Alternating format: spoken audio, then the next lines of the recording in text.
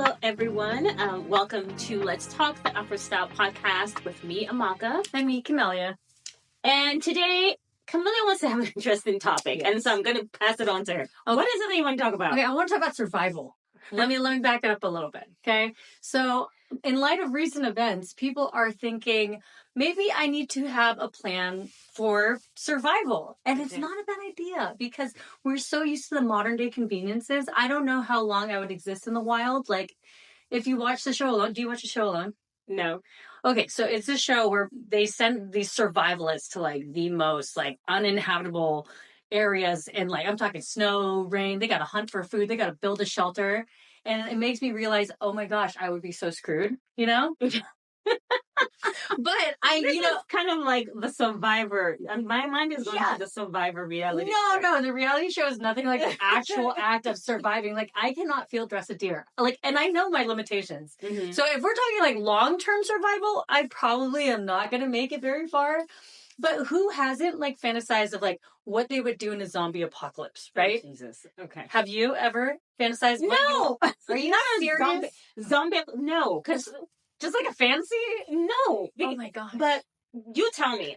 This is some of your. Well, no, okay, because there's all these like end of the world type movies, but they're also this weird way of like making us reflect on, hey, do I have the wherewithal to keep myself alive and hopefully save someone else too. But I used to think, like, I used to date this guy who had a medical condition. So the first place I would raid is like a pharmacy, to make sure, because he had diabetes, and if you have a medical condition, like that's something to really think about. But like, I know I'm being facetious and talking about like a zombie apocalypse, but let's say there's a natural disaster in your area. You do need some shit to be prepared. Yeah. You cannot like think that, oh, I am so wonderful, natural disasters will never hit me. Right? I don't think people.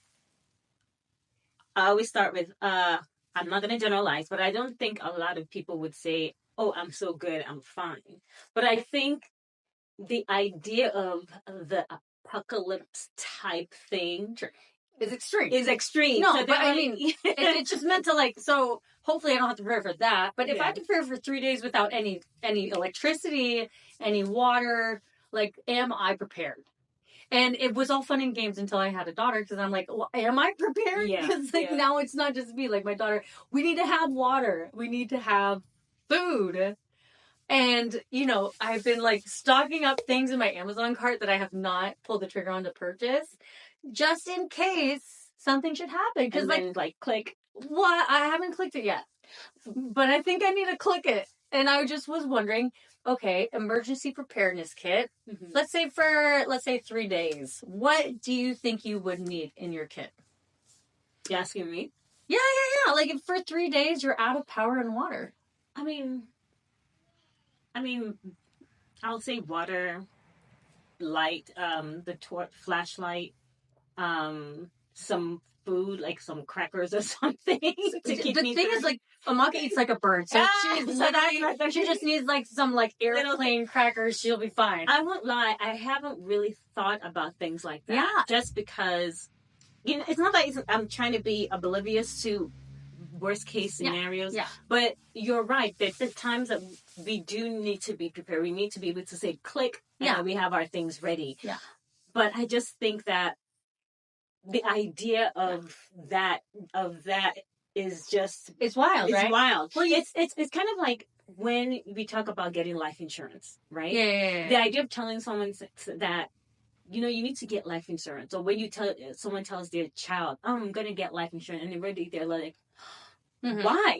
Stuff like that. I think that's the same thing. Yeah. I think in terms of, I have to prepare for the, that's the whole point of insurance. Like, if you think car insurance, health insurance, should something happen, am I prepared?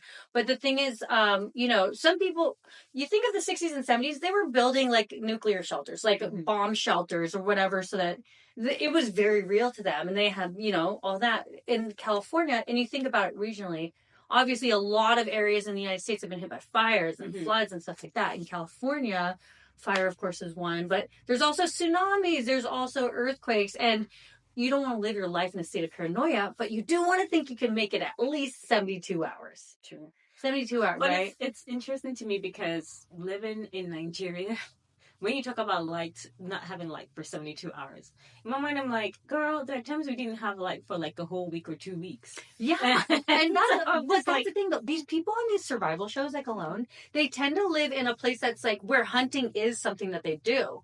And so in the case of emergency, if they need to hunt, they know exactly what they're doing. Mm-hmm. We live in LA, okay? If we want food delivered to my mouth, I can order any cuisine I want and it'll be here in under an hour, right? Mm-hmm. So that kind of like handicaps me in the type of situation where I do, like modern day conveniences handicap us. Like I barely have a sense of direction as is, but if I didn't have my phone to navigate, like I can't use the stars or the side of trees that moss grows on. Like I just know the sun rises in the east and sets in the west. That's all I got. That's literally all I got. But I mean, it's something that for sure we definitely have to think about. Yeah. But it's one of those things where when it does happen, do you actually remember, like, not even about the kids and stuff, the things that you have to do when they say when you have earthquakes and stuff like that, run under the desk. But that's all that. I feel like that goes out the door when that does happen. It's true. It's like, because I'm trying to get the hell out of here. Well, one, I live in a 1-story house. I am for sure going to run out the door as quickly as possible. I'm going to grab a baby. We're going to go out and do like a football. We're just going for it. You know? Exactly. But once you get out there, like, what happens next? What happens next? Yeah. Because it can and does happen that you are just SOL and kind of left to your own devices for 3 days. So the things that are in my Amazon cart, what would they be? Okay, they are there. They just need to get bought. I'm not even. Okay, so they say you need about 3 gallons of water per person. Mm-hmm.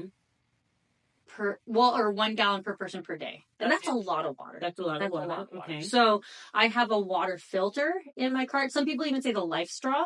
But like, we're not going to drink it out like the gutter. Like, you have to be realistic. But if you're near a natural body of water, because I'm in Pasadena, there is like some, natural water here. Yeah. If I can just get to that, I can pump as much water as I want. So a water filter, right? Mm-hmm.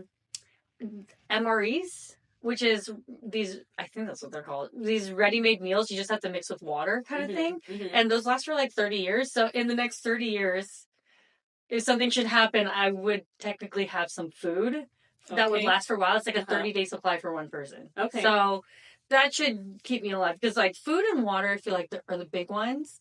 Like a camping stove, like some butane or propane or whatever it is for a little camping stove. Okay. So stuff like that. So just basic food and water. But then there's other things, because you're right. You should have a flashlight. You should have like a hand crank flashlight or a hand crank radio, they say, so that you can keep. And probably I'll have like my hair extensions just so great.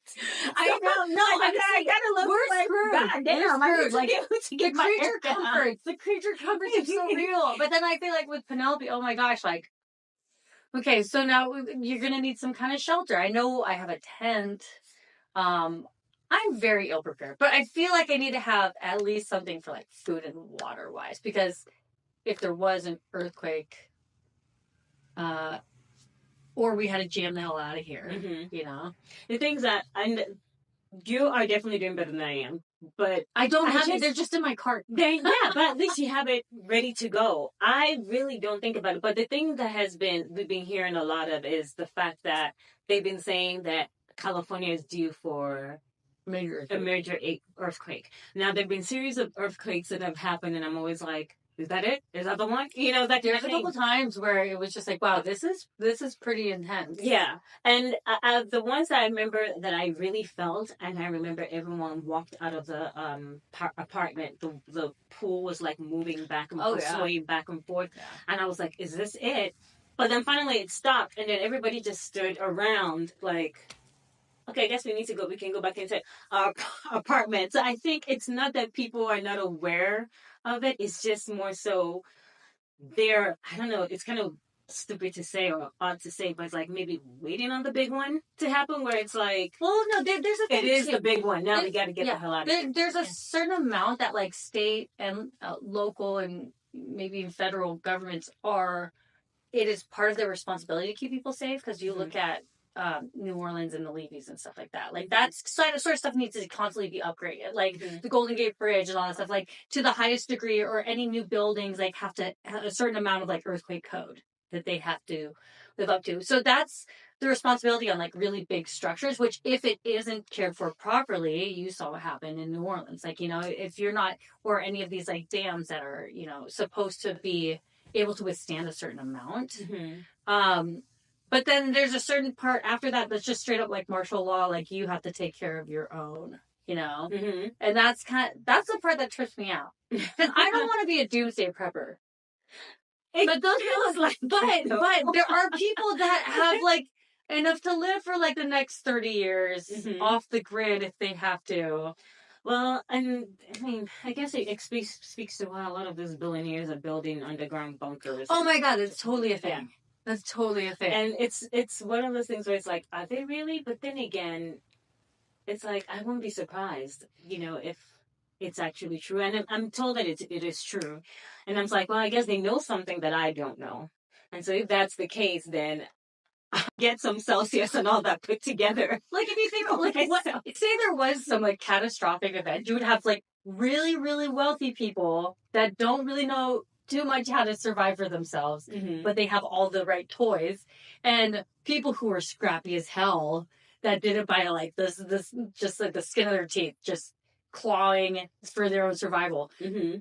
And between those two, who's really gonna make it? I know, right? Because like, it is a survival of the fittest, though. That is what it is. Hopefully we don't see this kind of like end of the world kind of scenario, but at least have a 72-hour preparedness hack. So the way things are going, a kind of like a solar charged charger for your phone is an important one. Would we have the internet, like, just in case, if you get, those things are in outer space, so something happens on Earth, like when I text you, it doesn't go here to there, it goes to outer space and then comes out. Well, okay, but like, you need that I don't have connection. I can't even call home. Yeah, you're gonna need your phone to work, and that's your scenario. So I mean, but I think the thing is, now you speak of it, it just popped into my head, like, if we're thinking this way here in America, can you imagine other countries that don't have the technological or even the thought of that preparedness, Yeah. And the help and the help that they would need. Can you imagine that? It would be a lot. It would be crazy. It's crazy, but also people who have less know how to do more with less, like have to some degree an ability to adapt. That's a little bit, I think, is probably better. Because if I'm used to, this, so many robots and things doing stuff for me, everything from cleaning my house to preparing my food, when it comes down to the nitty gritty, it's like, do I even know how to do those basic things? Like I said, like field dressing a deer or hunting. I can't catch a fish, dude. I cannot. You give me a fishing line and the best bait and a lake full of fish, I probably can't catch one. So I don't know how long I'd make it. But I do think that there are reasons to be prepared just based on natural disasters. They just feel, I don't know, am I crazy or is there more and more? No, I think what it is because having the baby now has actually it's changed. Yeah, it has changed. Because I think maybe I won't say that you probably never thought about it before, but it wasn't in the forefront of your mind. No, I thought about it before, and I was like, I can take myself as far as I can, and then when I get to that point, then that's as good as I can do. But now that I have a baby to look after, earthquakes are scarier. It is. If it's not here, earthquakes, then it's North Carolina, Florida that are dealing with hurricanes, floods. So, nowhere is safe per se. Florida, you have the snakes, alligators, and that's another story in itself. So, so there's nowhere that is safe. Maybe have a little something, a couple granola bars. Exactly, because it's going to be a long wait by the time they bring back all the electricity and all the stuff that we're used to, and then people are still coming off of the floods in Florida and North Carolina and Georgia. So that's kind of crazy too, because people are not able to rebuild insurance companies, I think, are getting overwhelmed from what I've heard. Mm-hmm. And that's just like so much for a family to deal with. Just getting through that initial period. And I can imagine my dad. I haven't experienced a full-on earthquake, but I remember my parents were telling me a major earthquake that happened. I think maybe in the mid '90s or early '90s, and it was so bad. And the funny story I heard was my dad said that or my mom said, I can't remember who told me the story, but at that point, my late grandfather, my dad's father, rest his soul, was visiting. Mm-hmm. And my dad ran into his room to go grab him, and he was on top of his bed praying and rebuking. Yeah. My dad grabbed him. Yeah. And they brought him out because it was like, you need to, like, they're trying to follow protocol. So I was like... Yeah, well, it's like, that's what I'm saying, like, those kind of things. My grandpa was a like, you know, like, born again Christian, so instead of, like, running out to say, hey, he's, like, on the bed saying, I rebuke you and everything, and like, oh my God, I grabbed him, so I was like, so even in the survival mode, he was just like, you need to get out of there. So. That is, because there is a certain amount of just like, hey, the door's right here. Yeah. But you know, something funny, I was watching this show, Shogun, which, if you haven't seen it, is like, so bomb.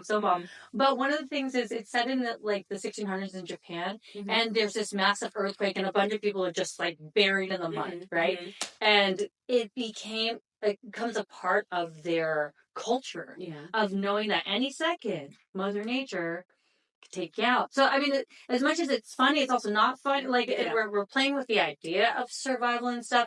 The realism of how powerful the earth is, mm-hmm. and how little we can control, like, that becomes like somebody's like acceptance of like, oh, like, you know, or with your grandfather, mm-hmm. like something like a spiritual level, mm-hmm. you know, it's fascinating to me how humanity copes with it. Because at the end of the day, we're just ants. Yeah. I mean, we're ants. Tiny ants. Grains of sand. You know? That's true. Like, really. And that definitely make a point. It just also has this, how we react to it. My grandfather reacted to it from a spiritual level. My dad was like analytical, like, get the hell out of there. Yeah. So... the preparedness, I don't think we'll ever be fully prepared, but I think... unless you want to go full on doomsday prepper. And then you talk about... then you're really not relatable. Exactly. So you got to and then show them people, like, you know, resigning to the fact that this is part of the world we live in, and, mm-hmm. you know, they're resigned to this is what we should expect, and we can only do so much. Yeah. But the whole point is that... get a granola bar, guys. Yeah. Okay. Yeah. Get a few. To get you through at least the next 72 hours. I should press buy now. Yes, please. And I think I'm going to join you and just have it ready to go, because... comment below, what would be in your ultimate... what do you think is the tool, the must-have? Comment on that. Yes, please, because I'm trying to learn too. Because now that she's brought it up, I kind of feel kind of silly for not even thinking ahead. So... with that being said, thank you so much for joining us for this interesting... I wasn't sure how interesting this topic was going to be, but it actually ended up being interesting. So, because now I've learned something. So, be sure to join us next time on Let's Talk the After Style podcast. Until then, have a wonderful day.